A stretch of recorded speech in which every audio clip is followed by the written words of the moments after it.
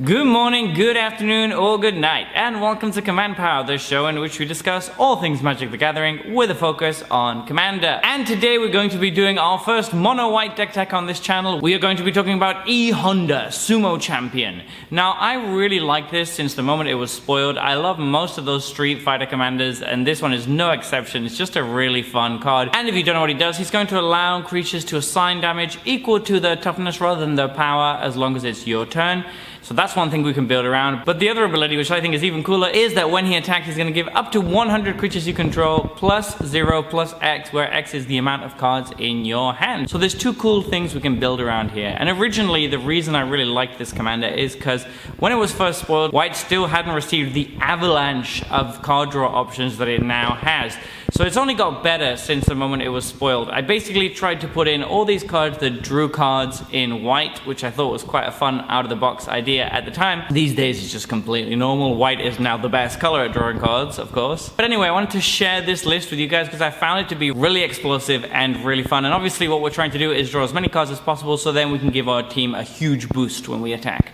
So without further ado, let's get started. And we're starting with Ambitious Farmhand, and this is a really sweet one because it's going to achieve a couple of things. First up, it's going to smooth out our draws by essentially drawing a card and finding us a plains, and then we can eventually flip it into a life-linking creature that can get really big with our commander. Just a very nice card. Angel Invention is a sweet card that's going to make multiple bodies. Now in this deck we have a token sub-theme because obviously our commander works really well by buffing all of our tokens. Benny Breck, Zoologist, is one of the all-stars of the deck. This is a great card, and it's going to draw us a card every turn we create a token, whether it's during our turn or during our opponent's. So we have a couple of ways as well to make tokens at instant speed. So this is just a fantastic card in the deck. Bygone Bishop is another way we're going to draw cards. It's a little bit slower than some of the other options, but we need a few of them, and it's also an evasive body that can get pumped by our commander, so very nice. Captain of the Watch is excellent. It's basically 4 bodies on 1 creature, which is more than you could possibly ask for in this deck. That works very well with our commander. Combat Thresher is a nice new addition from Brothers War.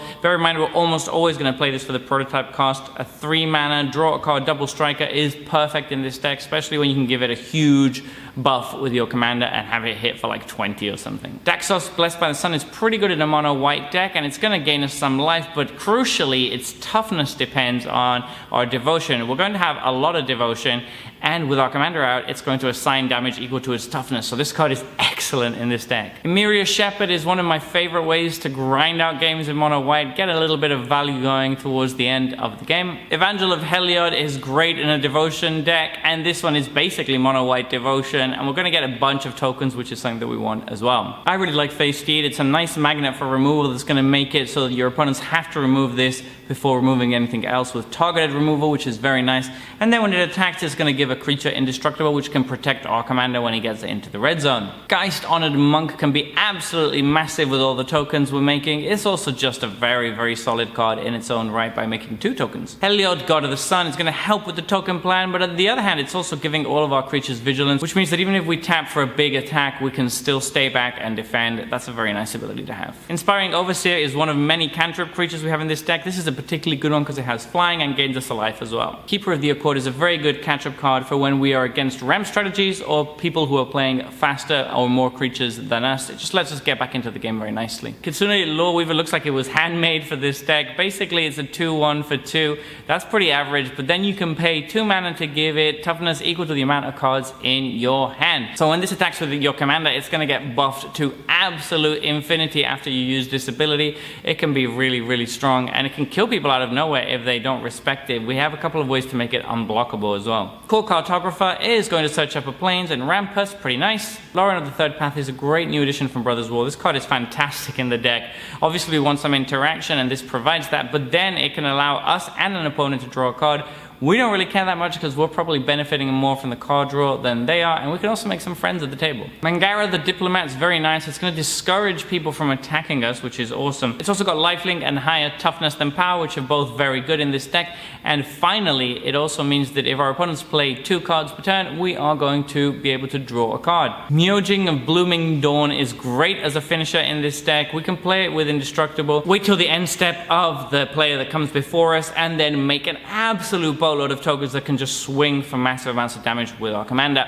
Oathsworn Giant is really good in this deck. It's going to give vigilance to all of our team, and giving them +2 toughness is very good when your commander allows them to deal damage equal to their toughness rather than their power. So this is just solid even if we don't get to attack with E-Honda. Platoon Dispenser is another great one from Brothers War. Again, higher toughness than power, something we're looking for in the deck. It draws us cards at the end of turn, something we're looking for in the deck. It also gives us a nice little, albeit expensive, way to spend our extra mana to make more tokens. What's not to love? Prophet of the Steel Legion is absolutely fantastic in the deck. It's going to make all of our token creatures have an extra 4 toughness, which means they're going to hit like an absolute truck when E-Honda attacks. Very, very sweet. Precinct Captain can kind of get in there early and start making some tokens, and then later on in the game he is also going to provide 2 devotion, and when he's out with E-Honda, the first strike is going to make it pretty difficult to be blocked. Priest of Ancient Lore is another cantrip creature. Restoration Angel is going to work pretty nicely in this deck. We have quite a few ETB effects. It can also serve as protection for our commander or for any of our creatures when they're targeted for removal. Just very versatile in this deck. Revelark is going to be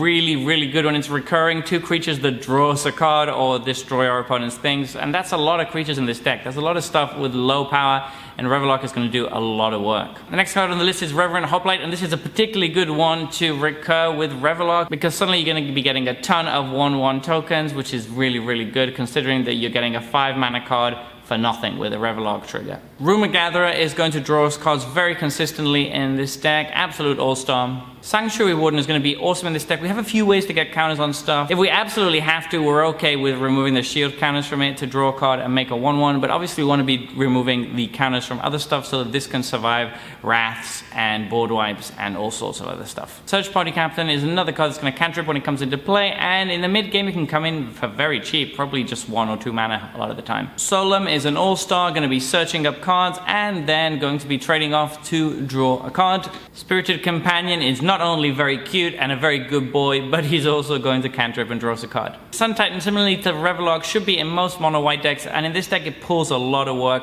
Since almost all of our cards are 2-for-1s, we're going to be getting a guaranteed 3-for-1 when we play this, and that's pretty good. Weathered Wayfarer is going to be great for searching up specific lands in our deck. It can be very good to search Emeria, for example, in the late game. Additionally, it's just going to fill up our hand. It's basically drawing a card every turn, which is what we want with our commander. So just a very solid card in this deck. And Welcoming Vampire is going to draw us a card per turn cycle, maybe more if we can figure out a way to make tokens during our opponent's turn, which there are a couple of ways to do. So this is a nice addition, and obviously having a flying creature with higher toughness than power is very good in the deck. Next, we're moving on to artifacts, and you'll notice we have a slightly lower amount of mana rocks in this deck, and that is because we're going to be drawing so many cards that we're very likely to hit our land drops, so we don't need to worry too much about mana rocks, and also our curve is fairly low. So for artifacts, we have Conjurer's Closet, which is going to rebuy those enter the battlefield triggers, and some of them can be really good to rebuy. Endless Atlas is great for drawing cards. It can draw them very cheaply, and it's just a very nice card to have in a monocolored deck. Halo Fountain achieves a bunch of different things. It kind of gives our creatures pseudo vigilance for a kind of expensive price,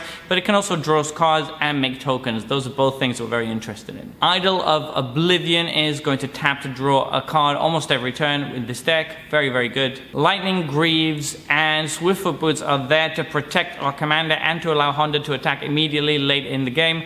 Obviously, our commander is going to be an absolute magnet for removal since a single attack can often be enough to take out somebody, so we need to find ways to keep him protected. Oketra's Monument is really good. It's going to reduce the cost of all of our white creatures, which is a large amount of our deck, and then it's also going to make tokens whenever we play a creature, which again is something that our deck is looking to do. Skullclamp is a classic for drawing cards, and it's really good in this deck as usual. Since we're making so many tokens, it's very easy to kill them off. And finally, Sword of Hearth and Home, which is not super essential, and you can substitute for something else if you don't have it, but it is going to work really well because it gives a little bit of protection against some very commonly played removal spells, and it's also going to rebuy or enter the battlefields and ramp us, so it actually achieves quite a lot of things in this deck. Next, we're moving on to instants. We have Call the Copper Coast, which is really good for making a huge army at instant speed that we can then swing in for lethal. Awesome card. Flawless Maneuver is a way to protect our commander. This is very pricey, but there are cheaper alternatives. They're just not quite as good. This is definitely the best because it's absolutely free. Generous Gift is a catch-all removal spell. We still need a couple of these to be able to deal with stuff our opponents might be doing. Path to Exile is similarly just a way to deal with opposing creatures. I prefer it to Source of Plowshares these days because in the late game, Source of Plowshares can be a bit awkward when you're in a race. Depending on your meta though, if your meta is more combo-centric, then Path to Exile is a lot worse. If your meta is combat-oriented, then Swords to Plowshares might be worse. Fairy's Protection is great for protecting our board and making making sure that we don't get absolutely wrecked.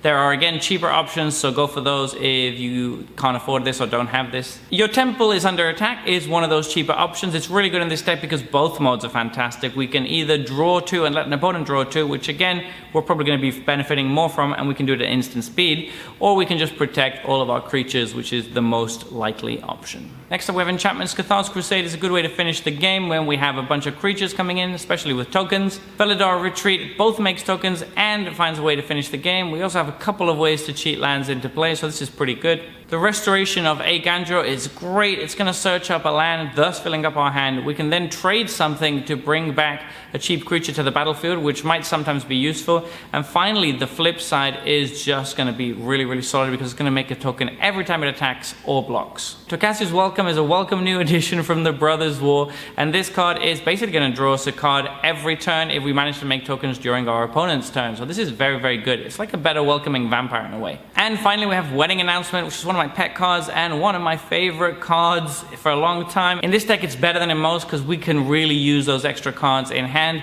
And even if we don't, it's still making tokens, which is the other thing that this deck wants to do. So it's basically covering all of our bases. For sorceries, we have Austere Command. I like to have at least one Wrath in the deck, even though we're a very creature-based deck. And this one is good because it can hit what we want it to hit and not hit what we don't want it to hit. So it's nice and flexible. Elspeth's Sun's Champion is going to be very good in this deck because it's clearing creatures with high power, and all of our deck is based around toughness, so it's probably not going to hit most of our stuff. And then the plus ability is great because it makes 3 tokens, so these are both very, very good abilities, and if we have an ultimate, we're obviously just winning the game. And for lands, we have Access Tunnel, again really good because we have such low power in the deck, and helping one of our creatures become unblockable late in the game can be huge. Castle Ardenvale is a good way to make tokens that doesn't cost us a card. Emeria the Sky Ruin is fantastic. I love this card. It's so much value late in the game. It's just an amazing slow grindy card. Mikokoro is gonna let us draw a card at the expense of all of our opponents drawing 2, but we're okay with that. Nykthos is obviously gonna be fantastic in this deck. Not completely essential, so don't worry if you don't have it. Reliquary Tower is definitely worth it in this deck. In a lot of decks it's not, but here we definitely want to have this because the bigger our hand size gets, the better.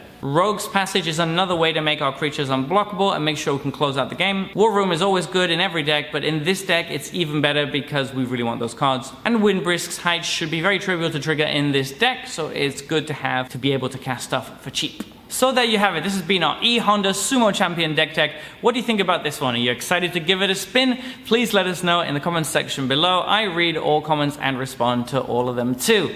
And if you enjoyed this video, don't forget to click like or subscribe. It really helps the channel since we're growing right now. And as a quick aside, if you would like to send in a deck list and have me look over it and suggest changes, please let me know in the comment section below. Send me a list for the Deck Doctor series. I will be more than happy to help. And until next time, take care.